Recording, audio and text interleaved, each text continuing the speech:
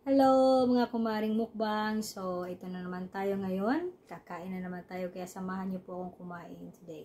So, ngayon po ang aking ulam ay shrimp. Okay, buttered shrimp po to. Galing po to sa kasi kahapon pumunta po kami sa birthday party ng pamangkin ko. So, ito na po ang sharo na binalot po namin. Kasali na po itong beef na may cabbage po na ang sarap talaga. Nagluto po nito yung kuya ko, yung pinsan ko. Kaya, I'm sure na 100% masarap talaga. So, meron din po ako ditong suka na nilagyan ko ng sili. Yan. Sili at asin.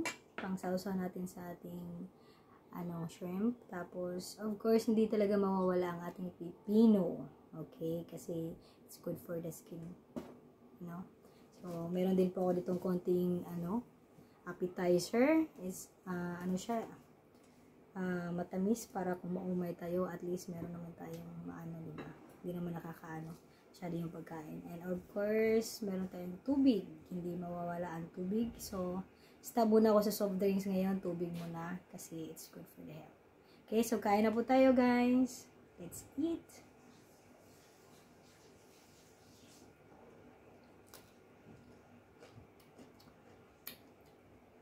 Unang-una talagang pipino.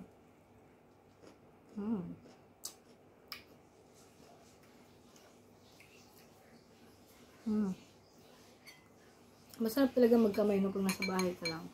And of course, the sabaw. Sarap talaga. Shout out to Kuya Dondon and Ate Ayet. And of course, the birthday celebrant, my pamangkin Derky and Donette. And family. And also my relatives. Sarap.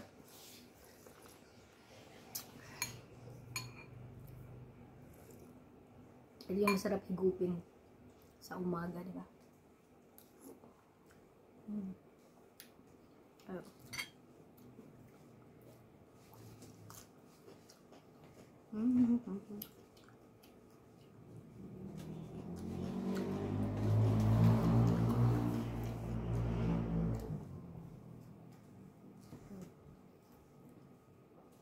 Natin gamitan ng dalawang kamay. Masarap yung ulo ng shrimp.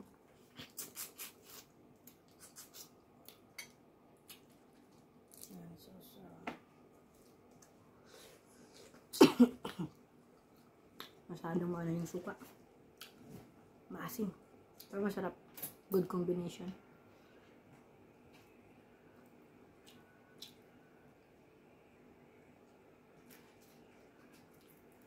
Kinakain niyo ba yung balat ng ng shrimp pag kinakain niyo? Kasi minsan kinakain ko din yun pag tinatamad magbalat, diba? Pero minsan naman I need to balat-balat kasi nating balatan kasi hindi yan natutunaw sa loob ng ating tiyan, diba? So mabuti na yung maingat tayo, guys. Alagaan ang ating health and eat healthy. So, di na ako kakain ng super madaming oily masyado. Kung kakain man, kundi-kunti lang, diba?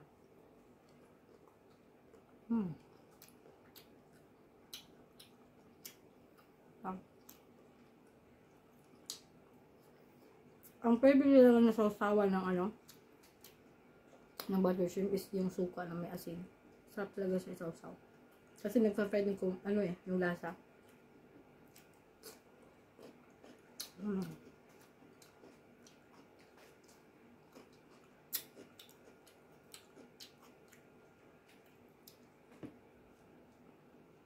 Yummy, yummy, yummy. Sinabaw na baka.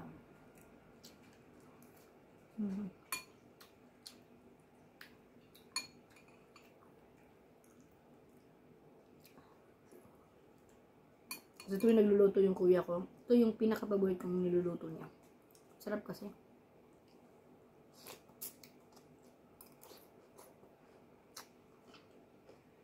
So, ganito din magluto yung papa ko. Mas malagis ng dalawa. So, kung namimiss ko yung luto ng papa ko, parang tikman ko yung luto ng kuya ko. Parang ako nandun yung tikman ng luto ng papa ko. Parang silang lasa.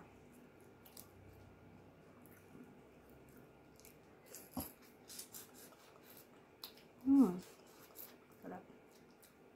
Sino man nagluto nitong shrimp? Masarap. Hindi ko alam kasi sino nagluto.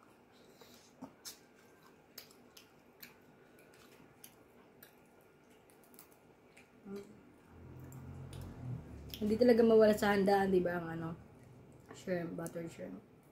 Kahit nung nagbe-birthday din ako, buttered shrimp din. Yan yata yung ng Pinoy batatak. Kung wala kang lechon, baboy, shrimp talaga, mostly ang inaano. Kaya okay lang din kasi shrimp is very expensive, di ba? Lalo na ngayon. What?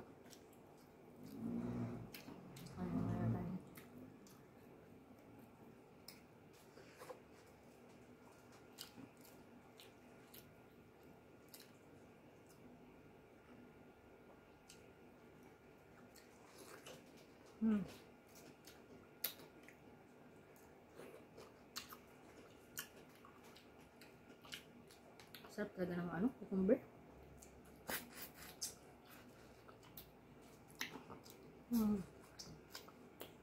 Hindi ko kinakaon yung ulo eh. Ito pwede pa. Yan. Sarap yan. Pero huwag mo na kain ito ha.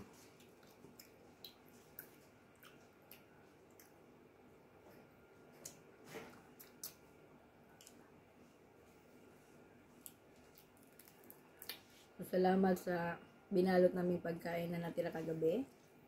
Kasi namukbang ko siya today, di ba? Makakala naman ng kasi ng iba. Ang dami kong pera. Kaya anak kayo. Balutin nyo lang po ako. Ito po yung pagkain na yun. Nakisharon lang po kami.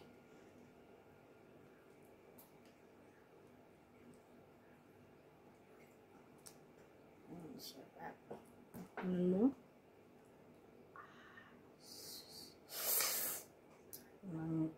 Kakaano ka talaga sa sarap eh. Sarap. Kahit na minsan nakakapagod kayo yung shrimp kasi babalatan mo pa ganito tapos kailangan mo magkamali ba. Pero worth it naman, di ba? Kasi ang sarap. Ayan na po siya. Let's eat.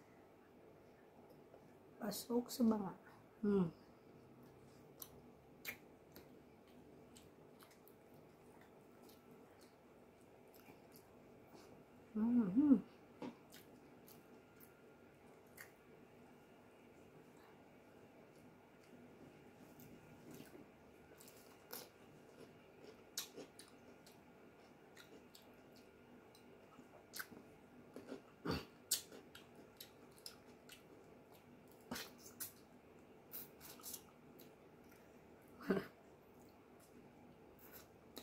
Gusto yung lasa.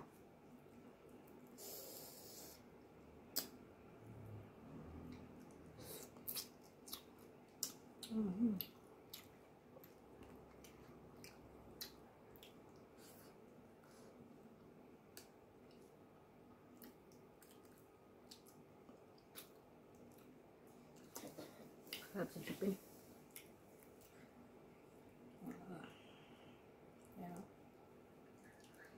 So, habang inaano ko siya, yung juicy ba? Tsaka yung aking lips na makintab. Hindi talaga mawala. Yummy, yummy, yummy.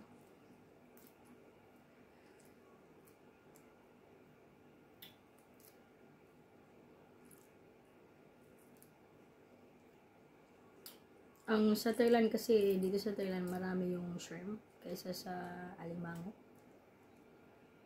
Ang hilig na mga katutubo kumain ng shrimp. Ewan ko bakit. Nakakain sila nito kahit walang rice. Kasi hindi naman talaga sila usually mahilig sa rice din. Or on vegetable sila. Tapos, bayan lang yung kinakain na. Ulam lang. Mahilig sila sa sumtang. Wish kaya nga sila sexy, diba? Unhealthy din.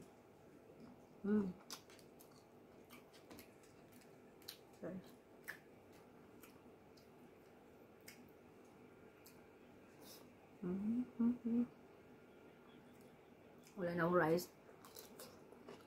Ito mo lang yung rice.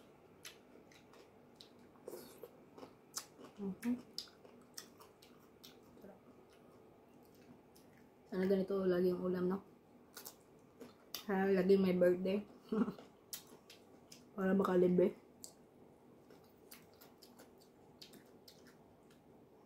Look at this. Diba?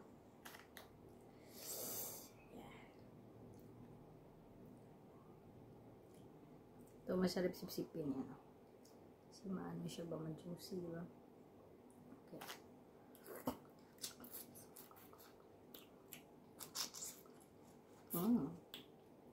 Yummy. Sarap ito din.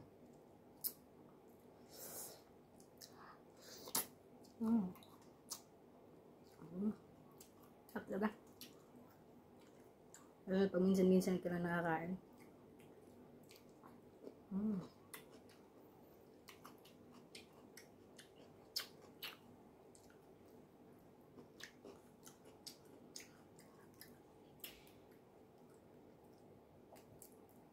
Oo, tingnan nyo, oh.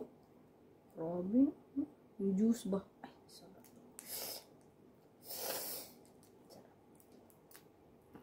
Yun ang sarap higupin.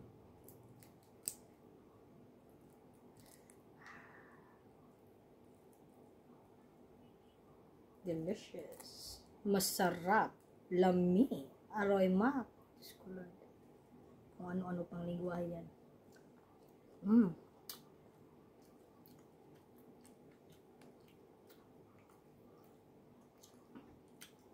Tilok ang atong kuan. Plato.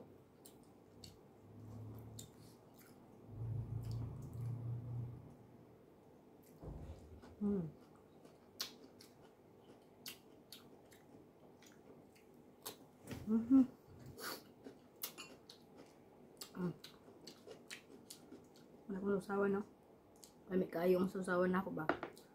Nang lami kayo po ng pagkaon. Walang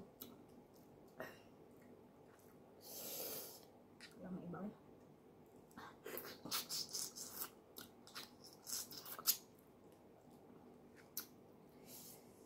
Ay. Kalami mo kayo ikaw eh.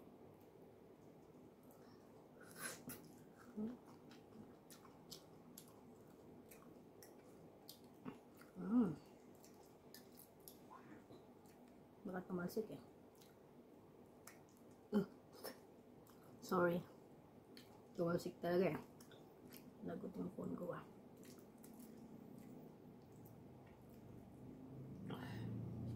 Ano? Yan. Ganun siya kasarap. Yummy.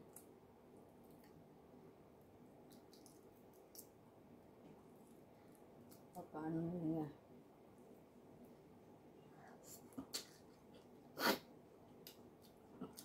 May epekto na yata yung anghang eh.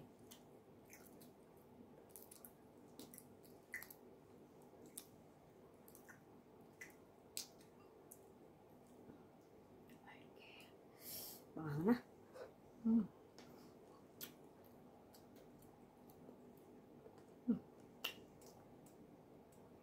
Continue, okay. Maanghang na kasi. Kaya, we need to trapo-trapo, diba? Yan. Last. Ito.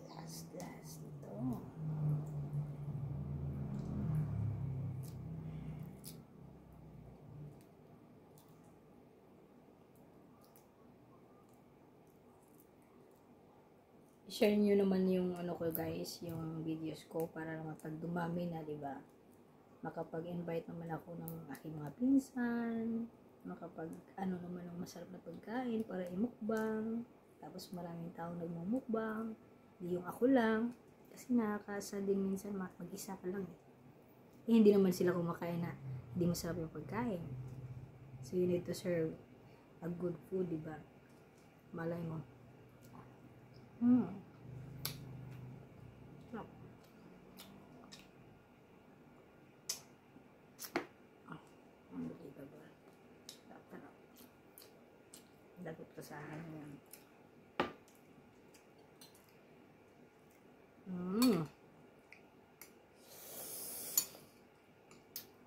sabaw na galing na Pinas ang lasa.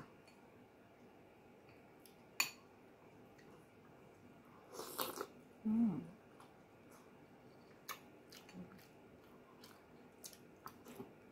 Mm.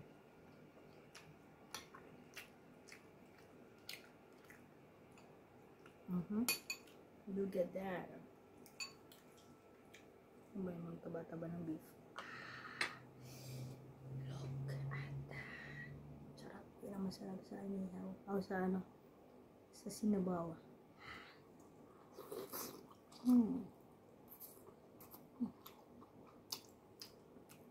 Sarap. Tapos natin ito.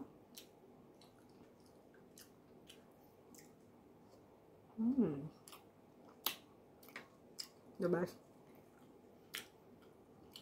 Best talaga.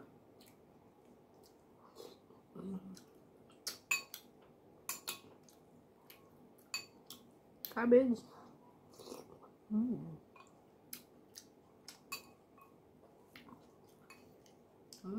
Ayan.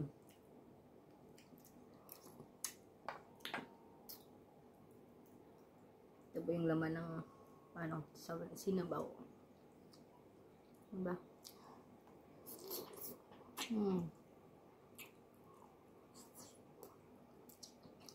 Sarap.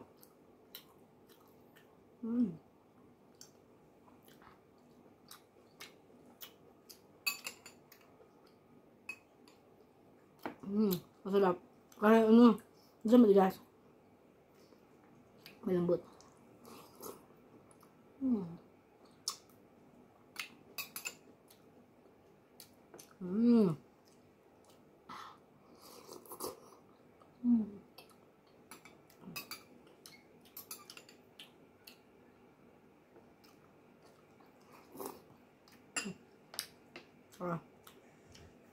And of course, hindi mawawala ang ating appetizer.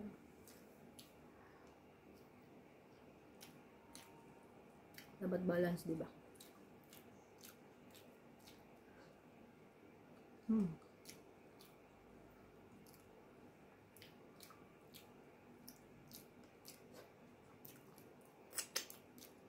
So, that's all for guys. Please, follow me nyo naman yung YouTube channel ko. Ano ko yung link dyan sa ibabaw, sa description. Please like and do subscribe. And salamat sa sponsor. Salamat sa mga birthday celebrants for the food na binalat namin today. So, kaya ito ang naging mukbang ko. So, maraming salamat. And please, share guys. And thank you. Bye-bye.